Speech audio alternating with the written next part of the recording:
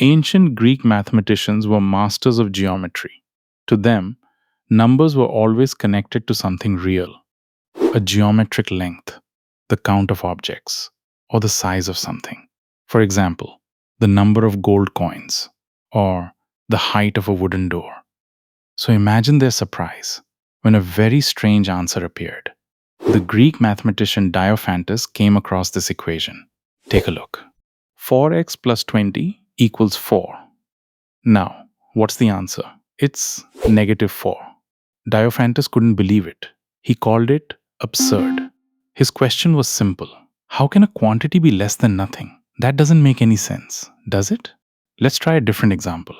Suppose I need a piece of cloth with an area of 32 square meters. Its length has to be 4 meters longer than its width. If we write that as an equation, this is what we get. Now solve it. You get two possible answers. One is 8 meters. The other, negative 4 meters. Now think about it. Can the length of a cloth be negative 4 meters? The Greeks said, no, that's impossible. So whenever an equation produced a negative answer, they simply threw it away. By then, Brahmagupta had already developed arithmetic rules for negative quantities. That was centuries earlier. But even then, negative numbers still didn't feel right to many mathematicians. Even in the 17th century, the famous mathematician Descartes called negative roots false roots. Think about that. For centuries, people simply couldn't accept that negative numbers were real. Now, let's look at something we use every single day: addition, subtraction, multiplication. We use them all the time. And every time we do, we're following certain rules. Most of the time, we don't even think about them. But in math land, every number has to obey certain laws. You've already learned these laws in school. Take a moment and look at them. Natural numbers follow these laws. And in the last video, we saw that Brahmagupta's arithmetic rules for zero follow them too. So here's the question. What about negative numbers? Do they follow those same laws? To answer that, we first have to understand the sign rules. You've probably memorized them in school, maybe with a number line. But have you ever stopped to ask, where did these sign rules come from? Why does negative times negative become positive? Why couldn't it be negative? One question leads to another. But this time, we're not going to memorize the rules. We're going to discover why they have to be that way. Remember, every number in mathland must obey the same laws. No exceptions. No number can break them. And here's the interesting part. The sign rules don't make the laws. The laws give us the sign rules. Let's see why. Suppose we change just one sign rule. Instead of saying negative times negative equals positive, let's pretend negative times negative equals negative. Seems harmless, right? Now let's test it. We'll use one of the laws of mathland, the distributive law. For this calculation, let A be negative 1, let B be positive 1, and let C be negative 1. Now, look at the left side. Its value is 0. Now look at the right side. Its value is negative 2. Wait a second. The two sides don't match anymore. Why? Because we changed the sign rule. So, what did we just discover? The moment we changed the sign rule, one of the laws of mathland broke. And that can never happen.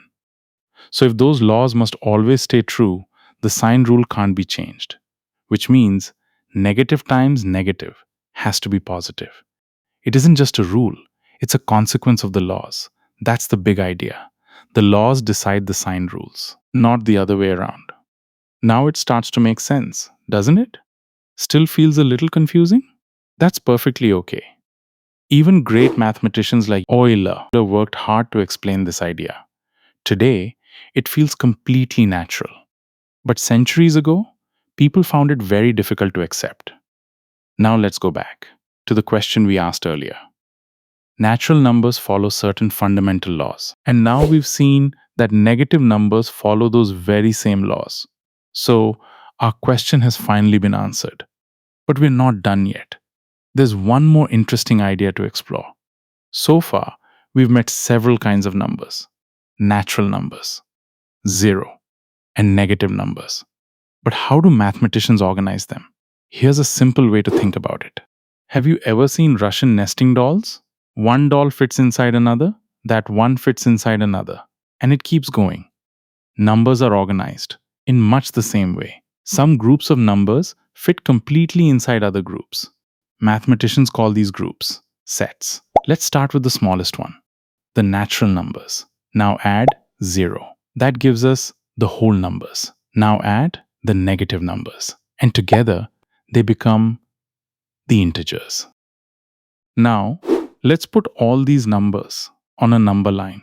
Look to the right of 0. You'll find the positive numbers. Look to the left.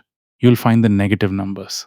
Now imagine jumping from one number to the next. That brings us to an interesting question. Is there a number between any two numbers? Of course there is.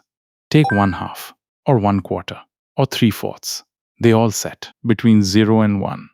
But now, let's ask a bigger question. How many numbers are there between 0 and 1? Just a few? A lot?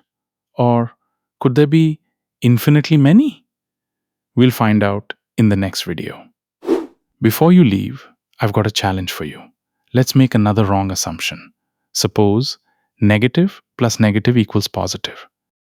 Now take the law shown on the screen. Choose your own values for A, B, and C. Work out the value on the left side.